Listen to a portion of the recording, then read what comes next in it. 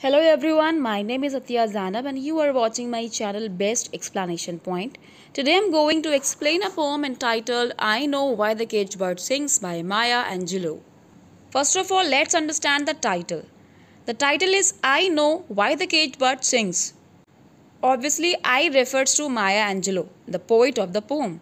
यानी माया एंजेलो ने जो ये पोम लिखी है, ये आई खुद को बोल रही हैं आई नो, मुझे पता है वाई क्यों एक केज्ड बर्ड मतलब एक ऐसा पक्षी, एक ऐसा बर्ड जो पिंजरे में बंद रहता है, केज में बंद रहता है, वो क्यों गुनगुनाता है, राइट। तो सीधा सीधा मतलब यही निकल रहा है टाइटल का कि माया एंजेलो ये बोल रही है कि मुझे पता है, आई नो, मुझे पता है कि क्यों एक केज्ड बर्ड गुनगुनाता है या गाना गाता है।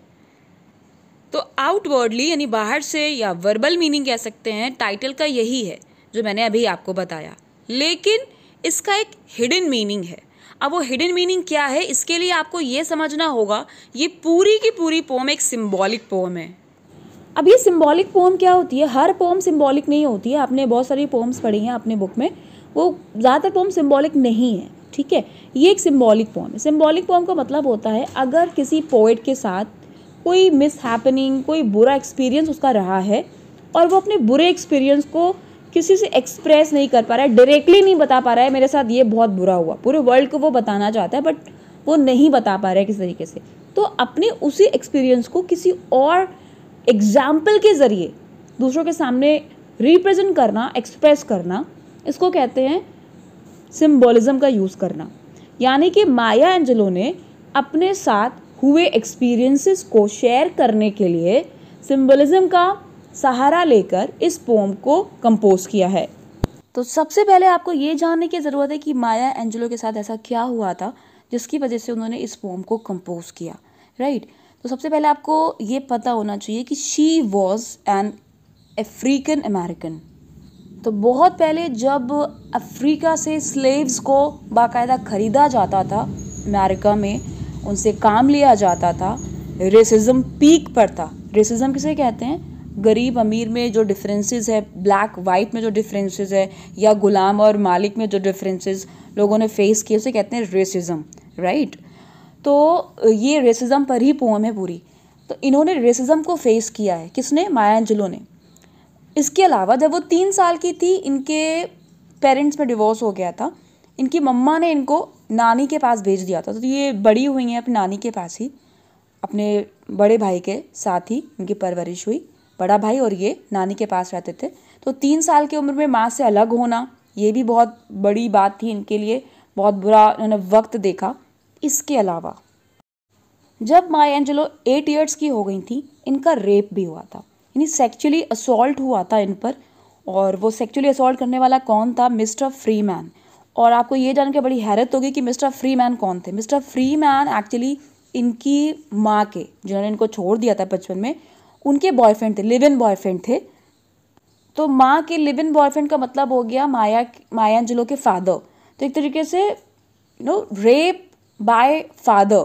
तो ये एक ऐसी चीज़ है जिसको कितना भी बड़ा हो जाए इंसान, वो 8 इयर्स के जब उनके साथ ये चीज़ हुई थी, लेकिन वो कितनी भी बड़ी हो जाए वो उसको नहीं भुला सकती हैं, राइट। तो बहुत सारी चीज़ें इनको फेस करना पड़ी है, उसके बाद भी पोम्स को लिख पाना इतनी ब्यूटीफुली बहुत बड़ी बात है।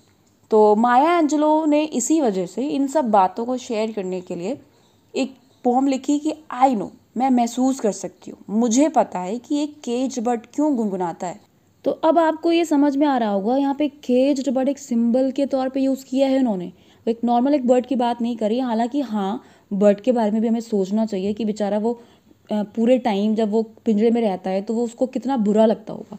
मतलब मेन उसका जो उसकी लाइफ है वो उड़ना होती है और वही उसको नहीं मिल पा रहा है। तो येस, केज बर्ड के लिए भी हमें सोचना चाहिए कि we should not encage the birds, ऐसा नहीं करना चाहिए।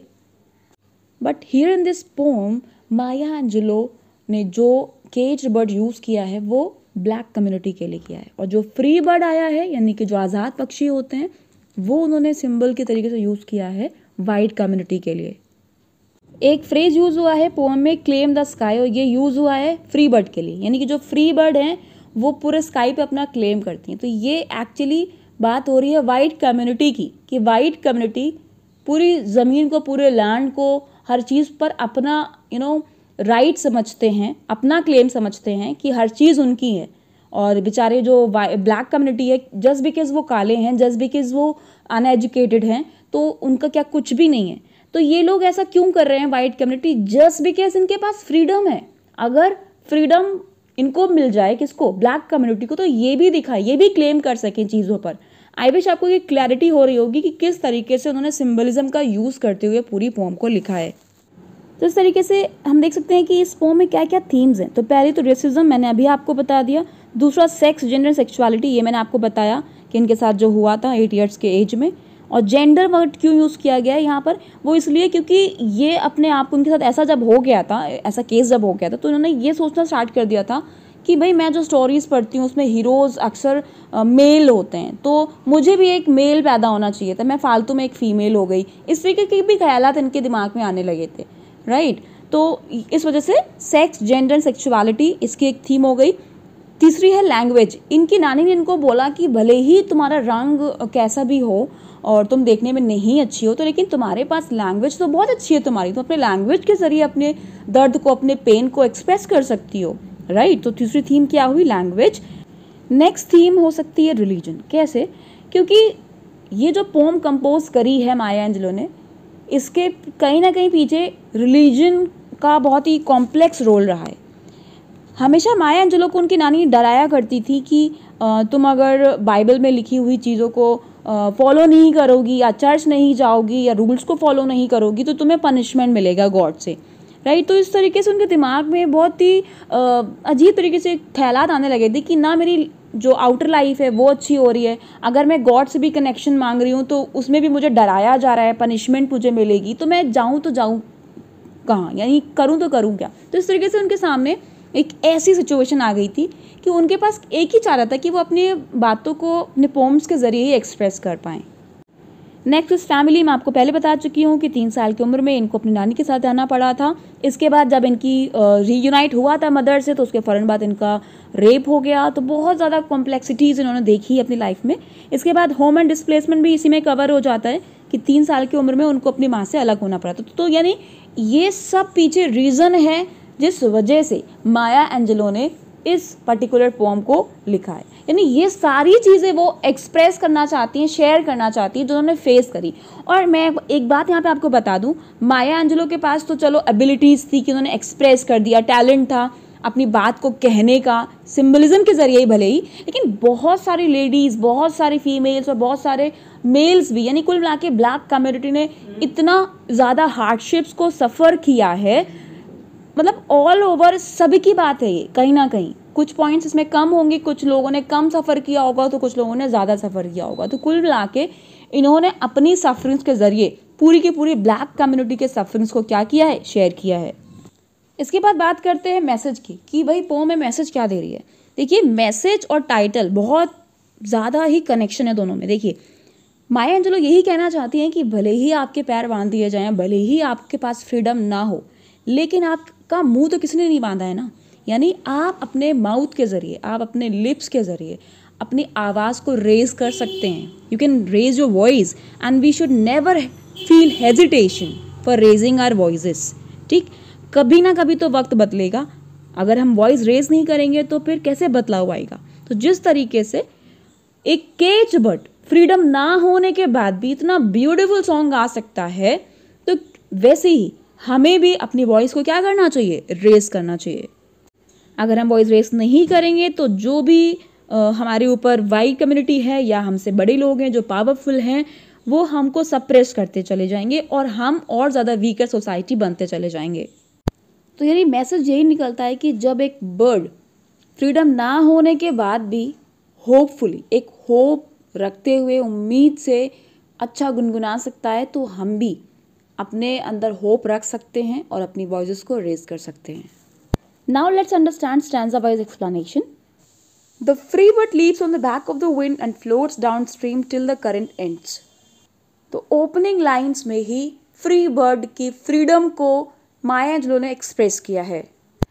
तो ओपनिंग स्टैंजा में उन्होंने बस यही बताया कि किस तरीके से फ्री बर्ड लीप करता है। लीप मतलब यहाँ पर है मूव करना, स्प्रिंग करना।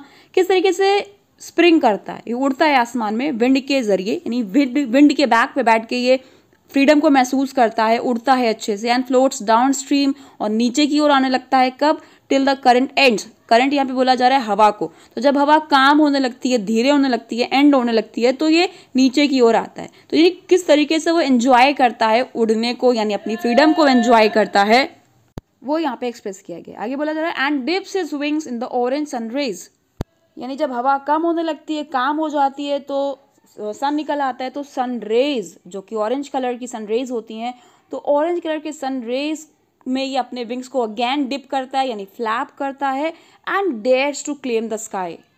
और ऐसा करते हुए ये पूरे आसमान पे कब्जा जमाना चाहता है, यानी फ्री बर्ड को लगता है कि जो होल फर्मामेंट है ये इसका पूरा होम है, यानी पूरा स्काई इसका बिग होम है।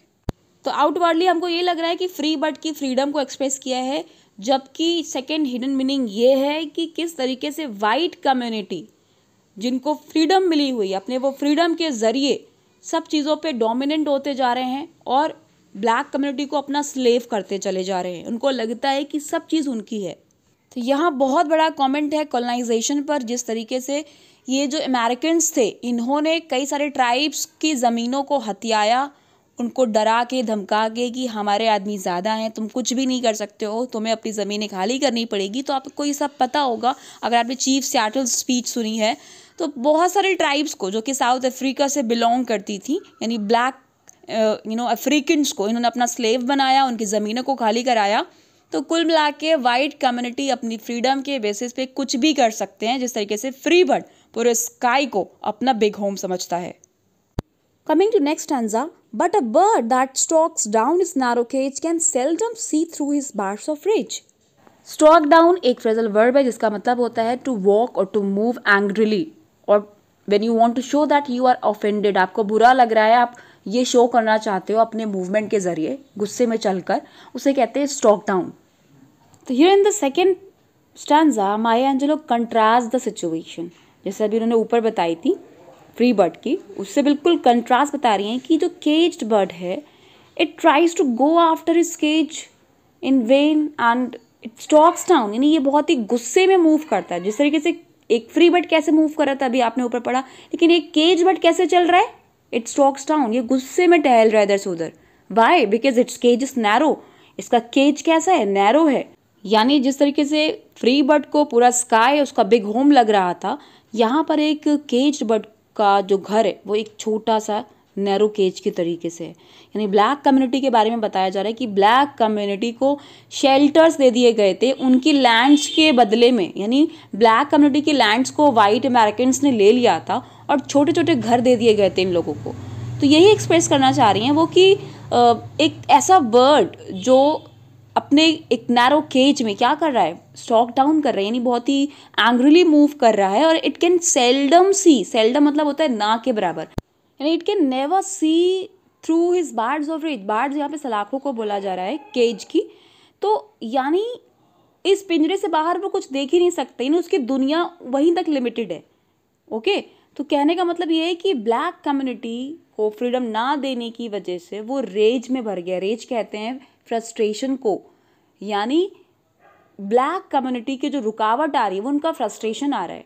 अगर आपने चीफ सियाटल स्पीच पढ़ी हो तो वहाँ पे मैंने आपको एक्सप्लेन किया था अच्छे से कि ब्लैक कम्युनिटी में भी काफ़ी लोग ऐसे थे जो लड़ाई लड़ना चाहते थे कि हम लड़ के हासिल करेंगे कुछ, तो लड़ाई लड़ नहीं सकते थे ये लोग, क्योंकि ये लोग नंबर में बहुत कम थे, संख्या में बहुत कम थे।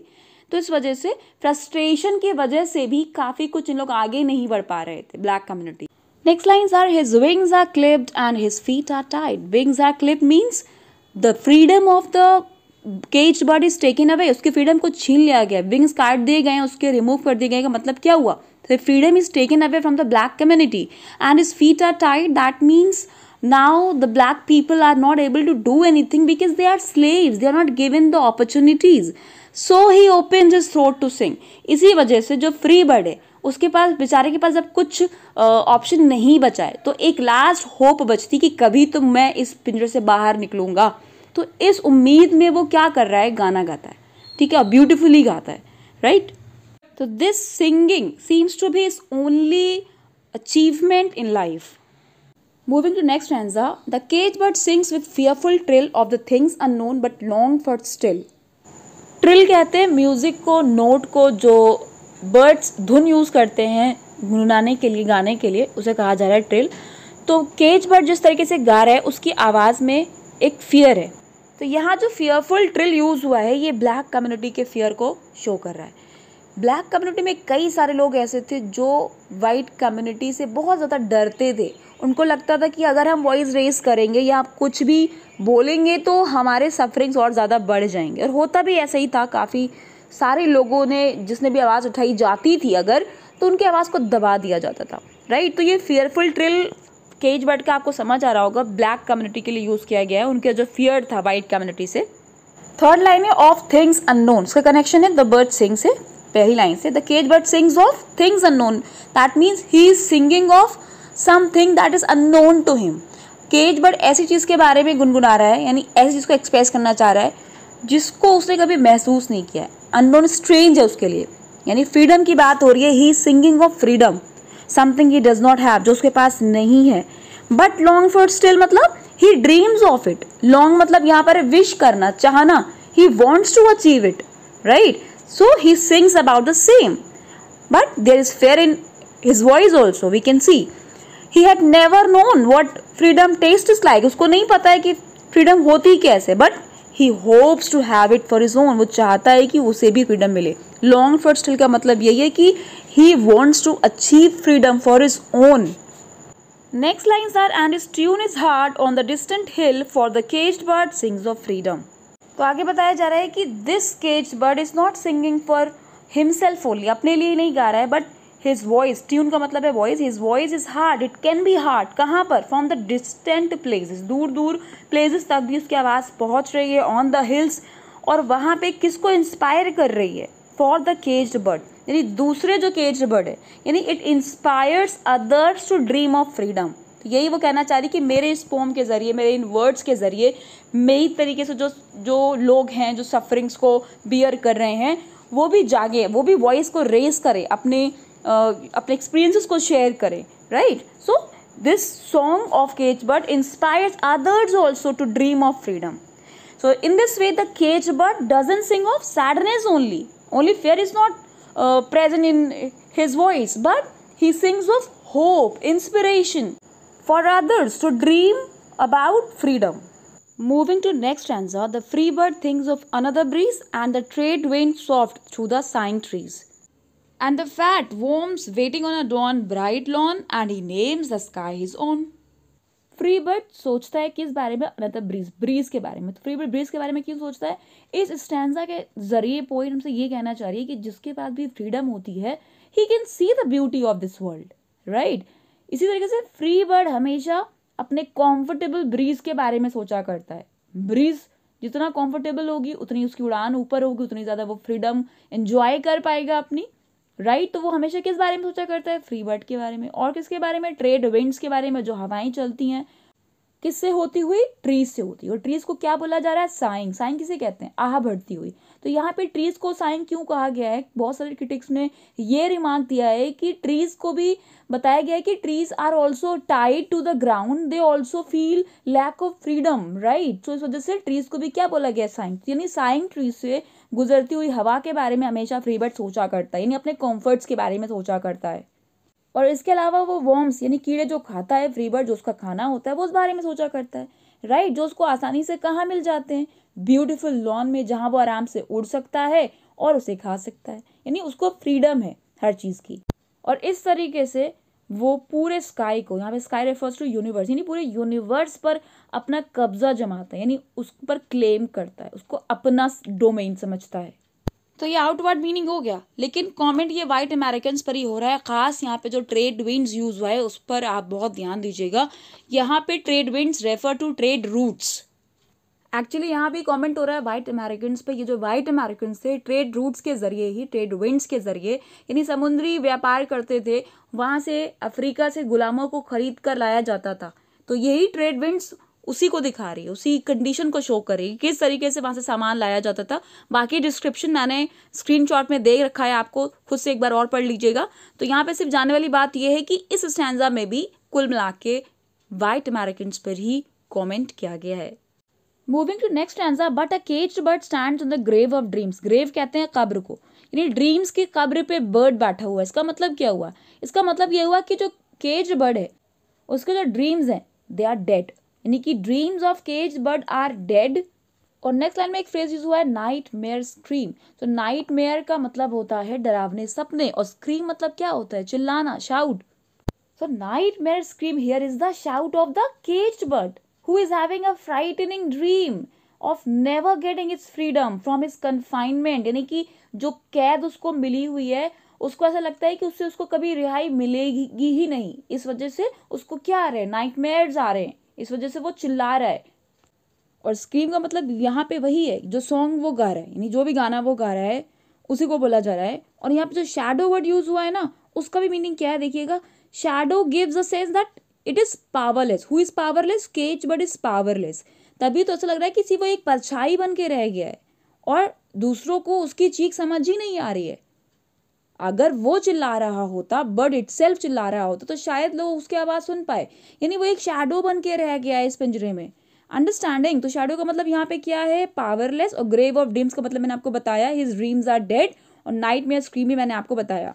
तो फ्रेजेस आपको क्लियर हो गए होंगे। मैं ऊपर की 2 लाइन्स का मीनिंग फिर से बता देती हूँ एक बार।